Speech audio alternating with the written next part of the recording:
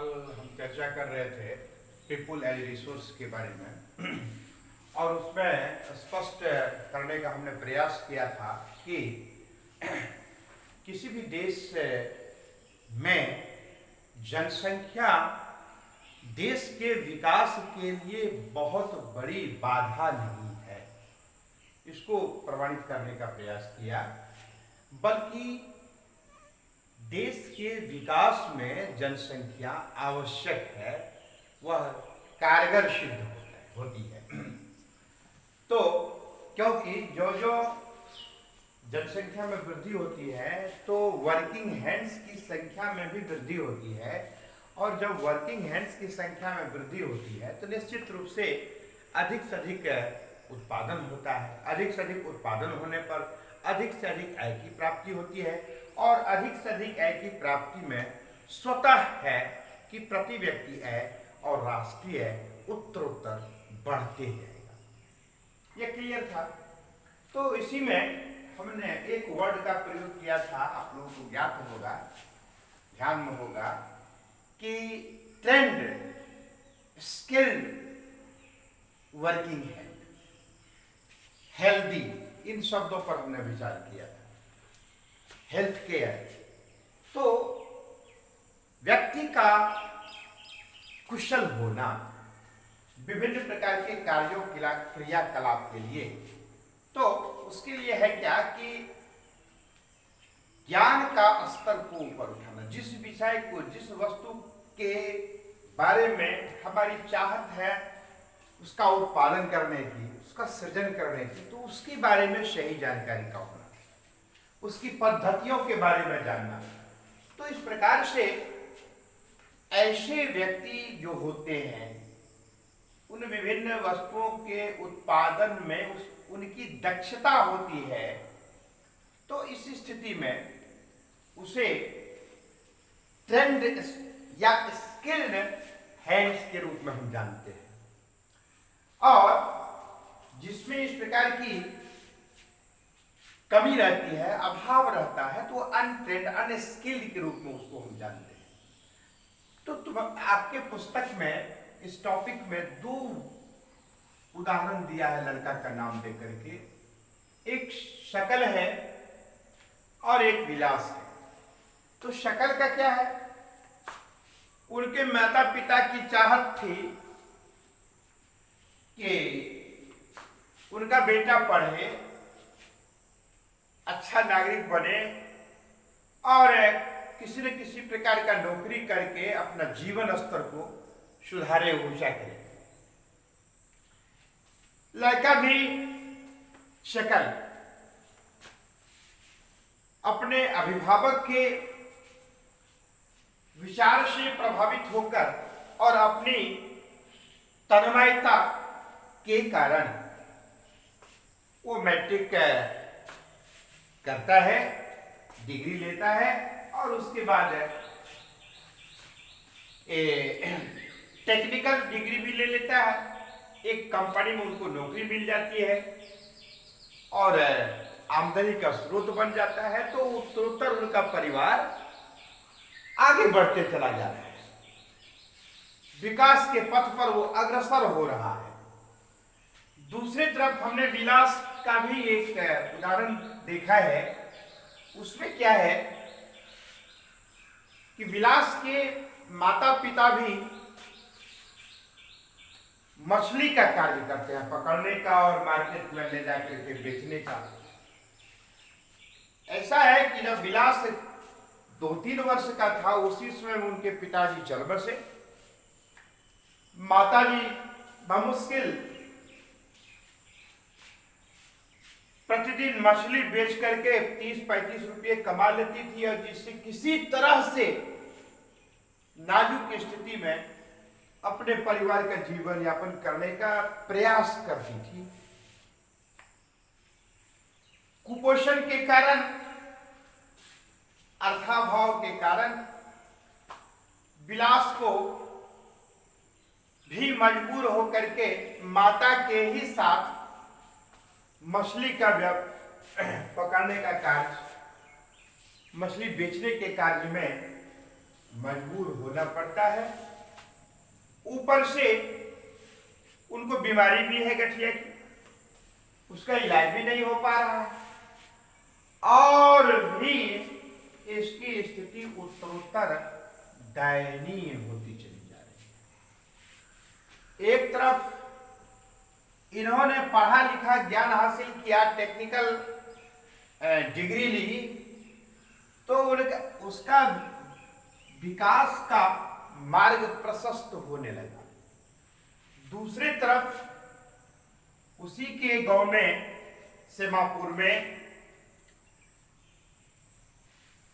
एक लड़का है, विलास है,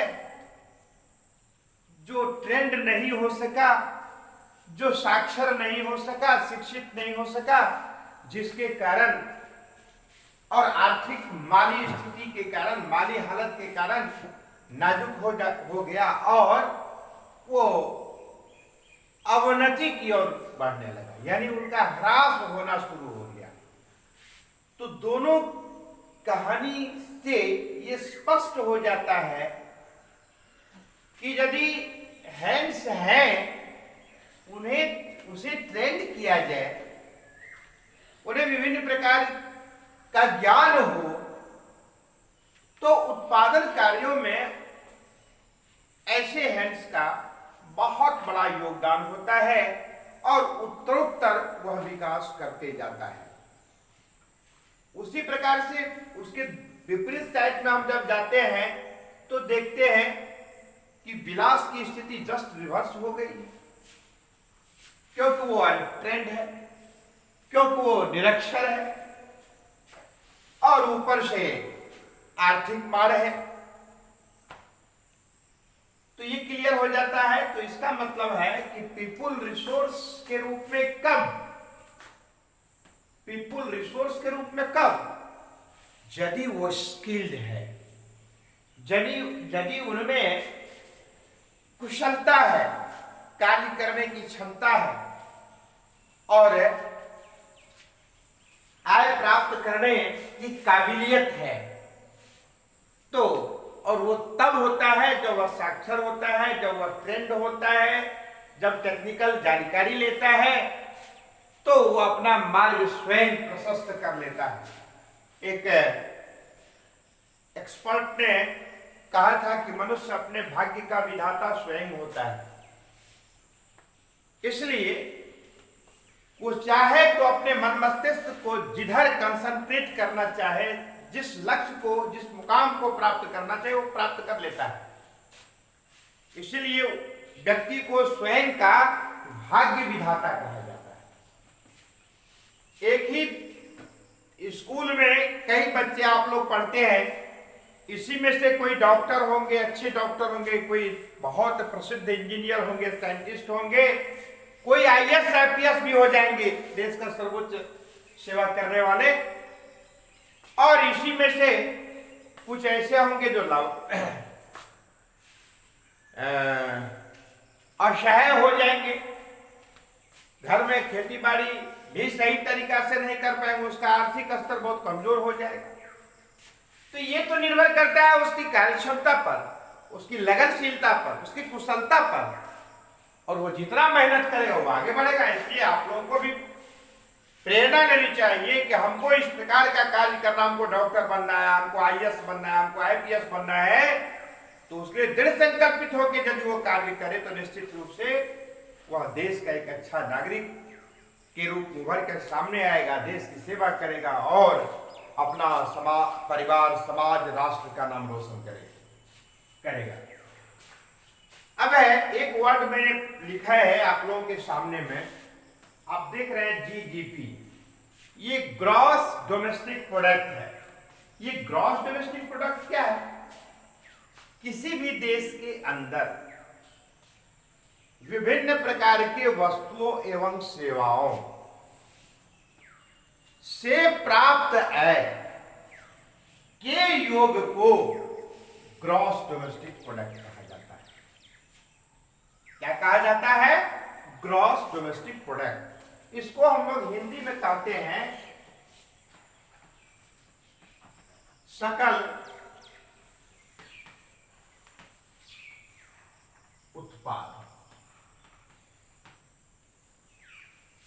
घरेलू उत्पाद। क्या कहते हैं? सकल घरेलू उत्पाद। यानी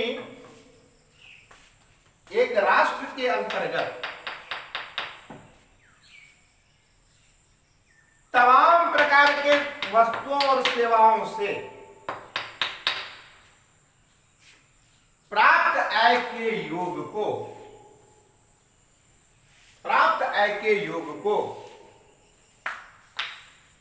हम सकल घरेलू उत्पाद के रूप में जानते हैं। एक होता है national income.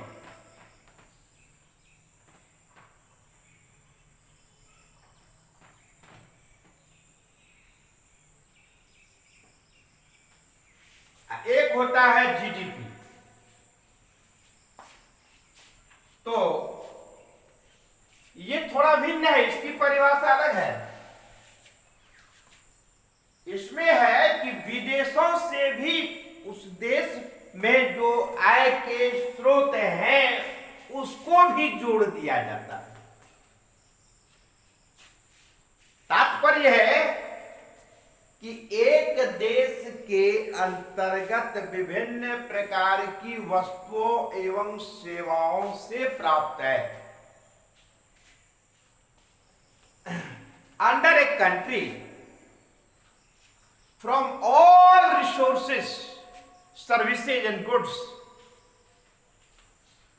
income is added, that is gross domestic product. While if we add from the foreign incomes, it means all resources from comes to other countries, we add in gross domestic product. When we add different type of resources from foreign, that income will known as national income. It means national income is equal to gross domestic product plus national income is equal to gross domestic product plus the income of all resources from other countries. If we add in this gross domestic product, that will be known as national income. आप लोग समझ गए होंगे कि ये राष्ट्रीय आय जो है वह उसमें यदि विदेशों से प्राप्त आय को जब घरेलू उत्पाद में एक देश के अंतर्गत प्राप्त आय में जोड़ देते हैं तो उस स्थिति में इसको हम नेशनल इनकम कहेंगे। इट मीन्स नेशनल इनकम बराबर होता है सकल घरेलू उत्पाद प्लस विदेशों से प्राप्त आय। अब कहेंगे आप विदेशों से कौन सा आय प्राप्त होता है? आप जानते हैं कि लाखों लाख की संख्या में अपने देश के नागरिक दूसरे देश में भी काम करते हैं और उन देशों से जो वेजेज या इनकम होता है, फिर चूंकि वो भारत का नागरिक है तो वह है अंततः अपने ही देश में वो आएगा, धन आएगा। तो उस यानी और भी कई रिसोर्स हैं, उसके माध्यम से जो आय की प्राप्ति होती है उसको जब हम सकल घरेलू उत्पाद में जोड़ देते हैं तो वह नेशनल इनकम के रूप में जाना जाता है। क्लियर? ठीक है। यानी और कहेंगे ग्रॉस डोमेस्टिक प्रोडक्ट क्या है? तो एक देश के अंदर ही जितने भी प्रकार के संसाधन हैं, आय के स्रोत हैं, उन तमाम आय के स्रोतों के योग को हम क्या कहते हैं? सकल घरेलू उत्पाद कहते हैं। और जब इस सकल घरेलू उत्पाद में विदेशों से प्राप्त आय को भी जोड़ देते हैं तो इसी स्थिति को हम नेशनल इनकम यानी उस देश का राष्ट्रीय आय कहलाएगा। यह डिफिनीशन किसी भी देश के लिए सामान्यतया मान होता है। राष्ट्रीय आय की परिभाषा इसी रूप में दी जाती है, इसका मीनिंग भी यही होता है। अब है कि हम पहले भी बताए हैं कि इकोनॉमिक्स में जब भी हम चर्चा करते हैं तो धन की ही चर्चा होती है। उसका आधार में केंद्र बिंदु में धन ही होता है, ऐ ही होता है। तो यहां पर एक्टिविटीज दो प्रकार का होता है। एक होता है इकोनॉमिक एक्टिविटीज, एक होता है नॉन इकोनॉमिक एक्टिविटीज। तो ऐसी क्रियाएं, एक्टिविटी मतलब क्रिया, कार्य, और साथ में से हम वर्क नहीं कहेंगे, एक्टिविटी कहेंगे। तो एक्टिविटी के दो प्रकार होते हैं। इकोनॉमिक एक्टिविटीज यानी आर्थिक क्रियाएं, ऐसी क्रिया, ऐसी activities, those activities from we earn money, यानी वे सभी क्रियाएं जिससे हम आय की प्राप्ति करते हैं। Those activities are known as economic activities, but there are also some activities and that activities not providing income. It means that activities is moneyless, incomeless activities, that is non-economic activities. ऐसी क्रियाएं जिस क्रिया से धन की प्राप्ति नहीं हो। अब शिक्षक पढ़ाने का काम करता है, यदि एक्टिविटी क्या है तो पढ़ाना, तो उससे उनको धन की प्राप्ति होती है। इंजीनियरिंग का काम करता है, धन की प्राप्ति होती है। डॉक्टर सेवा का काम करता है, धन की प्राप्ति होती है। IAS ऑफिसर, IPS सेवा का कार्य करते हैं, धन की प्राप्ति होती है। बैंकिंग सिस्टम वाले कर्मचारी सेवा का कार्य करते हैं, आय की प्राप्ति होती है। उद्योग धंधे में कार्य करने वाले, फिजिकल हो या मेंटल हो व्यक्ति, आय की प्राप्ति होती है, आर्थिक क्रिया कहलाती है। इसी प्रकार से तमाम वे सारी क्रियाएं जिससे आय की प्राप्ति होती है, धन की प्राप्ति होती है, वे ऐसी क्रियाएं आर्थिक क्रियाएं कहलाती हैं। किंतु ऐसी क्रियाएं जिससे धन की प्राप्ति नहीं होती है, कहीं ऐसी तो कोई क्रिया ही नहीं है कि धन से प्राप्ति नहीं, तो होती है, ऐसी क्रियाएं हैं। जैसे पिता अपने पुत्र को पढ़ाते हैं अपने घर में। आपने कभी देखा है कि पिताजी ने अपने बेटा को कोई मैथ समझा दिया, कोई लेसन पढ़ा दिया, उसके बदला में कहता है भैया या बेटा तुम मुझे ट्यूशन फीस दे दो। माँ अपने बच्चों की सेवा करती है, शुश्रूषा करती है। क्या ऐसा कभी सुना है माता ने घर में अपने बच्चों की सेवा की है तो उसके बदले में उनके बच्चे उनको 500-1000 रुपया दे दिए कि है तुमने मेरी सेवा की है? तो इस प्रकार वो भी सेवा करने का कार्य, घर में माता पिता के द्वारा अपने बच्चों की सेवा करना, वो क्रिया है। लेकिन उससे आय की प्राप्ति तो नहीं है, इसलिए वो अनार्थिक, यानी ऐसी तमाम क्रियाएं जिससे आय की प्राप्ति नहीं होती है, ऐसी क्रिया को अनार्थिक क्रिया कहते हैं, नॉन इकोनॉमिक एक्टिविटीज कहते हैं।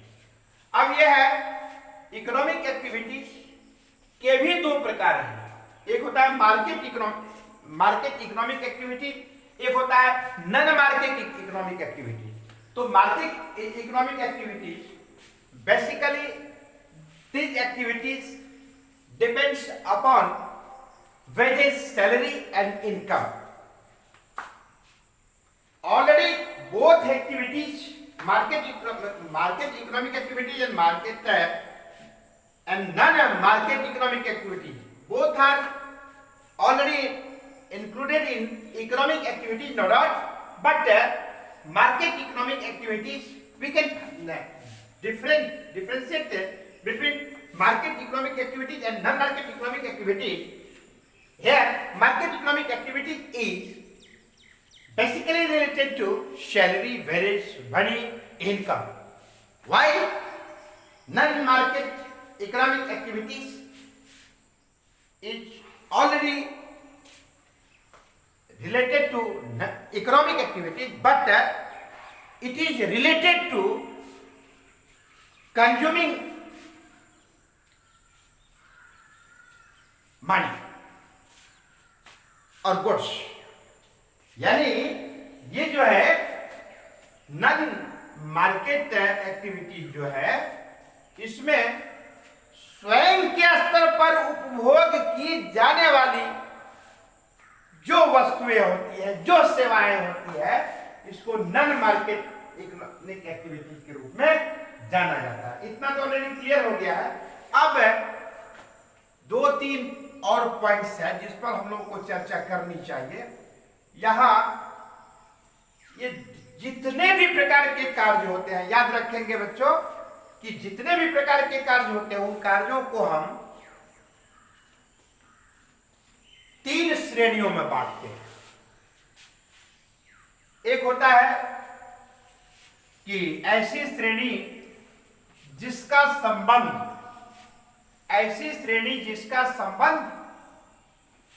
कृषि से हो, वन में लकड़ी कटाई आदि से हो, एनिमल हस्बेंड्री से हो, पशुपालन से हो, मत्स्य पालन से हो, पोल्ट्री फार्म से हो, खनन से हो. It means these type of example directly related to the nature. Those goods, those occupations which are basically related to direct the nature, as for example agriculture, forestry, animal husbandry, fishing, poultry farms, mining, etc. यानी ऐसी तमाम वस्तुएं, ऐसी तमाम सेवाएं, पेशा जो प्रत्यक्ष रूप से प्रकृति से जुड़ा होता है. जैसे खेती करना प्रकृति से जुड़ा है, लकड़ी कटाई का कार्य करना वो जंगल से संबंधित है, डायरेक्ट कृषि प्रकृति से जुड़ा हुआ. पशुपालन का कार्य डायरेक्ट जुड़ा हुआ है, मत्स्य पालन का कार्य डायरेक्ट, यानी प्रथम रूप में ही उसको हम तैयार करते हैं. मिट्टी खुदाई का कार्य करना, तो ये सारे एक क्षेत्र के अंतर्गत आते हैं और ये फर्स्ट स्टेज में है. इस फर्स्ट स्टेज के अंतर्गत आने वाले वे तमाम कार्य, वे तमाम क्रियाएं, वे तमाम पेशा को हम प्राइमरी सेक्टर में, प्रथम क्षेत्र में रखते हैं. इसी को हम प्रथम क्षेत्र को प्राइमरी सेक्टर या प्राथमिक क्षेत्र भी कहते हैं. उसके बाद है सेकेंडरी, जिसका प्राइमरी सेक्टर के अंतर्गत कार्य आने वाली वस्तुएं का रूपांतरित, यानी दूसरा रूप जब होता है, सेकेंड स्टेज में जब आते हैं, तो वो होता है सेकेंडरी सेक्टर्स. वैसे तमाम पेशा जो है वह सेकेंडरी सेक्टर के अंतर्गत आता है. इसमें है विनिर्माण उद्योग. और तीसरा है टर्टियरी सेक्टर्स, प्राथमिक और द्वितीयक दोनों क्षेत्र के सहयोग में कार्य आने वाली जो सेवाएं होती हैं उसको हम द्वितीयक क्षेत्र के अंतर्गत, तृतीय क्षेत्र के अंतर्गत रखते हैं। अब एक एग्जाम्पल है यहाँ पर ट्रेड, व्यापार, यातायात, ट्रांसपोर्टेशन, शिक्षा। अब कहेंगे शिक्षा कौन सी काम आती है, तो मैंने पहले ही कहा था ट्रेंड की बात की थी, या रिसोर्स की बात हो रही है, पीपुल एज रिसोर्स। तो ये सारे फैक्टर्स जो हैं, अब हेल्थ, स्वास्थ्य, अब कहोगे स्वास्थ्य, yes, those person who are well healthy, they have more capacity to produce more goods and things, more goods and services, and earn more income, no doubt, in the comparison of those people, they are sick, they are weaker physically and mentally also. So it is also the most important role of their health. Okay, tourism, ये tourism है, पर्यटन, पर्यटन को भी हम तृतीय क्षेत्र में लाते हैं। और आजकल तो अब ये पर्यटन को एक बहुत ही व्यापक अर्थ में हम लोग लेते हैं। इसका इंपॉर्टेंस को देखते हुए तमाम विश्व के अधिकांश देशों में इस प्रकार की सक्रिय व्यवस्था बनाई गई है ताकि इस क्षेत्र के, इस डिपार्टमेंट के माध्यम से भी अधिक से अधिक देश को आय की प्राप्ति हो। इसके बाद है सेवा, जितने भी प्रकार के सेवा का कार्य होता है, बिल्कुल व्यापक इसका अर्थ है।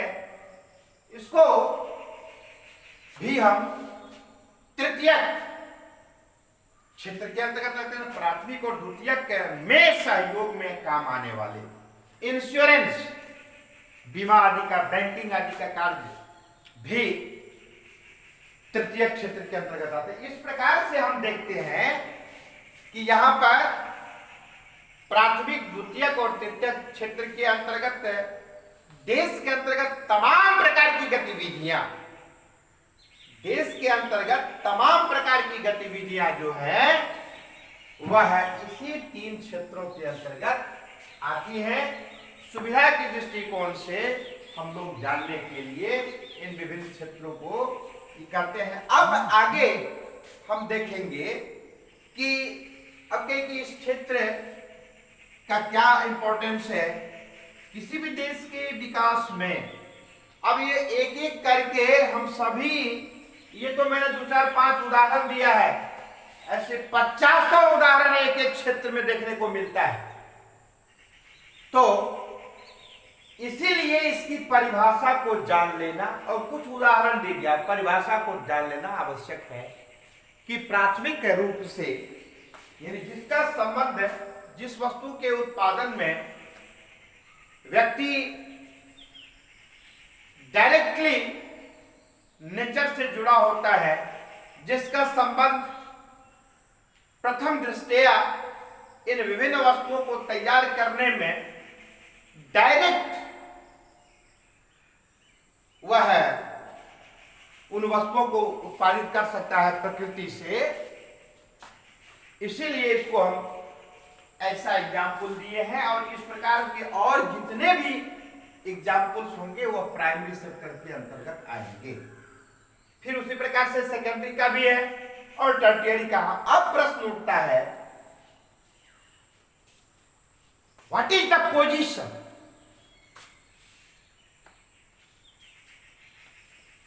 व्हाट इज द पोजीशन, यानी क्या पोजीशन है, क्या लेवल है, क्या स्टेज है in national income of different sectors, यानी डिफरेंट सेक्टर्स में इन तीनों देश के इनकम में इन डिफरेंट जो तीनों सेक्टर्स है इसका क्या योगदान है, क्या रोल है, क्या इंपॉर्टेंस है, इसको भी हम लोग जानेंगे।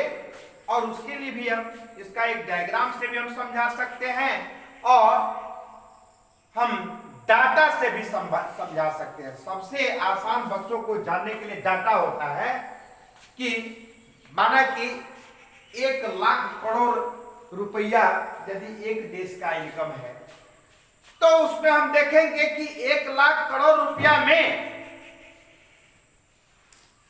प्राथमिक क्षेत्र का क्या योगदान है, क्या शेयर है,